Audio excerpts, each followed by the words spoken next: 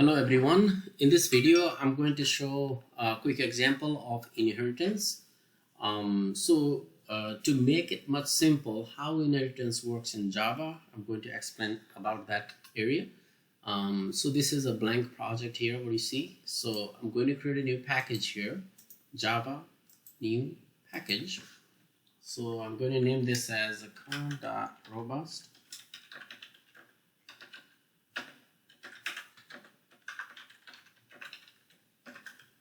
Copy that as well. So I'm going to put that one package, same package name inside test.java as well. So I copied that over and I put this here.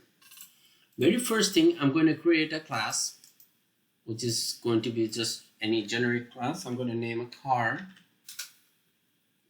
So the car is only going to have a method called, let's say, public string get car type. This is going to return us a value as any car.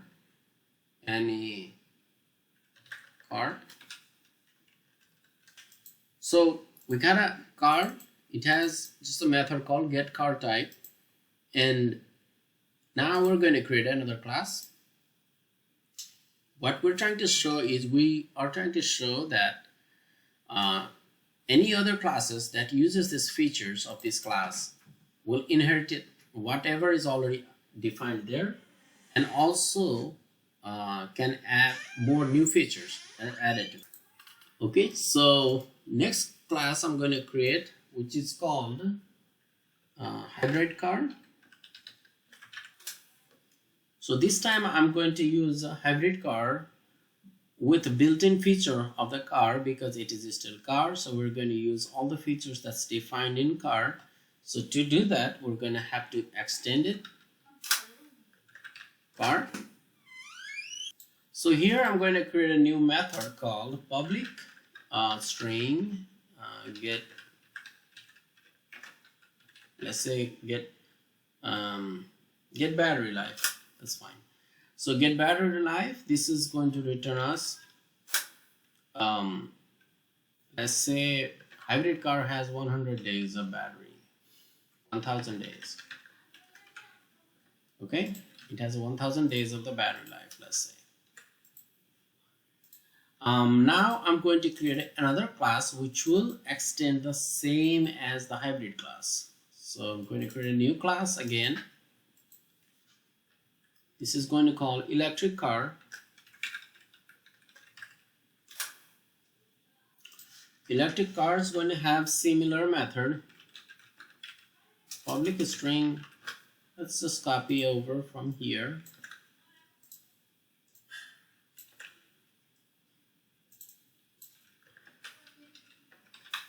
It doesn't have to have the same method into this particular class because electric class car does not relate anywhere with hybrid car. It's just their parent is same, but they have nothing to do with each other. So, but I'm trying to just pull out this method specifically how this thing makes difference. So now we have a electric car. We have a hybrid car. If you see here, electric car also has to extend. So now same car has a two child, electric and hybrid car. So we're gonna see how this thing will work and we're gonna demo this. So new Java class, this will be car test. Here I'm going to create a test, public void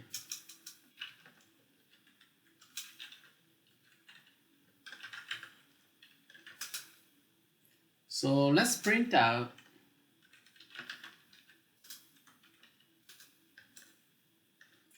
first of all what we need to do, create an object as a parent and we're going to see what happens.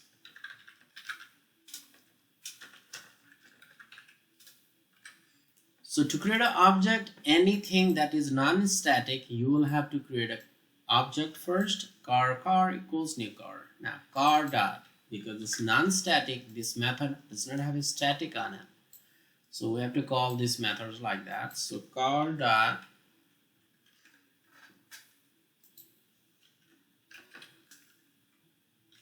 Actually, let's say parent, this is coming from car.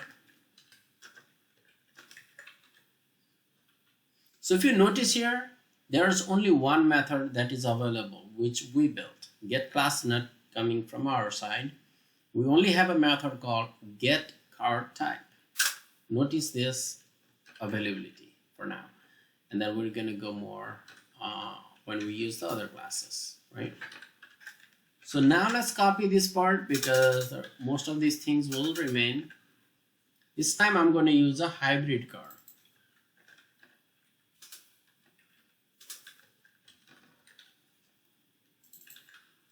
So I'm going to create an object similar to this, hybrid car, but this time I'm going to say hybrid car dot get car, and this is coming from hybrid car class. Okay. Similar to that, I'm going to use this as an electric car. It will be electric. That will be electric car. Here I'm going to name this electric car dot get car type. Okay. This is as simple. Now, if you notice here, I'm going to add one more type here, and I'm going to first show you the accessibility. Car dot only car type.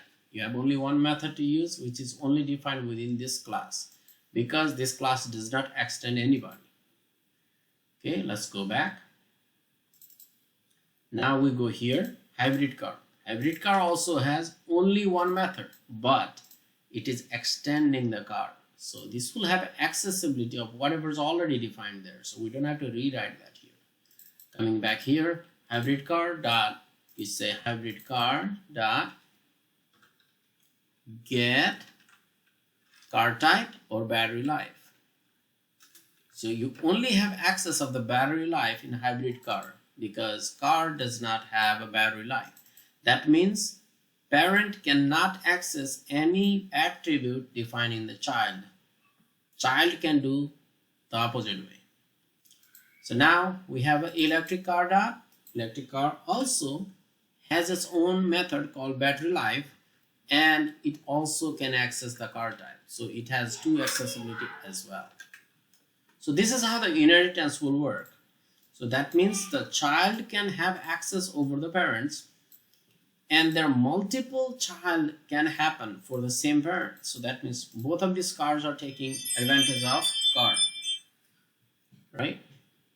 So let's run this so far, and we're going to go one more round, and then we're going to start calling what the super classes are. Run. Now if you see here, car, when we ran this part, it ran any car that is coming, the value is coming from the car, but it is triggered also from the car. Now value is still coming from the car, but it got triggered from hybrid car, because how? The object hybrid car dot get car type, because what this says, the implementation should come from this method. What this is saying, implementation should come from this class. But what it internally does is it goes back here and it comes to the parent. That's what's happening. So now if you click this guy, it comes to electric car. But although the method, the value is coming from the parent, and we don't have anything defined, so it is going all the way to parent to get this method. So typically what we're trying to show is it will have access of the parent's every attribute that is a public, and then also it can write its own method. So with this, what's the main benefit? Main benefit is you don't have to make every classes as big as possible. You can break down and only write what specific applies to electric car, make it more organized, right? You can still extend the features, so that way you don't have to rewrite everything, the car has it. So that's the main benefit over this so far. When we go down to the polymorphism, we're going to talk further about what's the main benefit now we have when we extend and when we become superclass, child class, parent class, all that kind of relations. Okay, so now we are almost to the end. So I'm going to add one more class just to not bore you. So I'm going to add a new class called, even in the electric car, I'm going to create a new class here, new Java class. Let's name some electric car. Let's talk a famous car called Tesla. Tesla car. Now Tesla car is not going to extend the car because we have more specific car, which is a electric car. So now this is going to be much interesting. So Tesla car is extending the electric car is extending the car. So that means car is a superclass for the Tesla. An electric car is a parent. That means car is a grandfather, father, and a son or daughter, right? Now let's see what we want to do. Let's copy some method from here. Let's say what is the battery life of Tesla car. Let's say we have a battery life of the Tesla car, but now we don't want battery life. We want the Tesla model, right? So let's say this is a S type. So we save it, file, save it all. Now what we want to do here is Tesla car is already there, so we are going to create a method of that, and now we're going to use same way.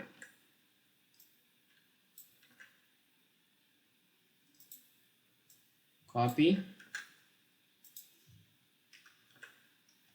This time it's going to be Tesla car.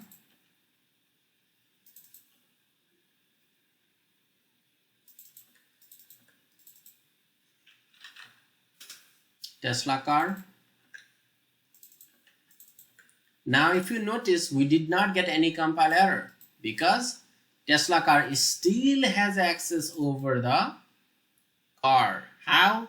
Tesla car did not extend the car. Tesla car extend the electric car. Electric car extends this. That means if this has 1, this has 10, then Tesla will have 11 access, 11 methods access, or 11 attributes access. So now if you want to see one more thing here, Tesla car dot, what extra it has? Tesla model. Do you think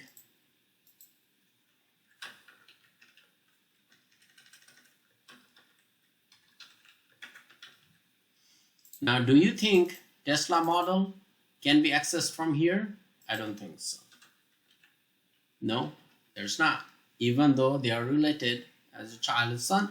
So same way, every hierarchy, every layers will have the same restrictions like it was with the car. Okay, so now we want to run this Tesla model, Tesla car, Control C, battery life. This is a car. So we got it all. Let's run this. So this is all the inheritance is about in Java.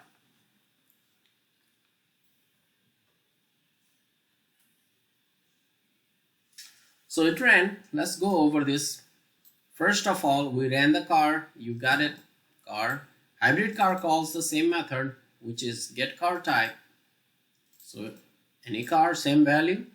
So it is same thing as it would have been called from hybrid car, which is a child or super child, whoever it is. It's the same thing. If you notice, any car is the value for any classes. Any car. Even Tesla calls the same method, which is actually defined only in the car. So that means you can access this value from any layers of the cars as long as that dependency hierarchy is maintained.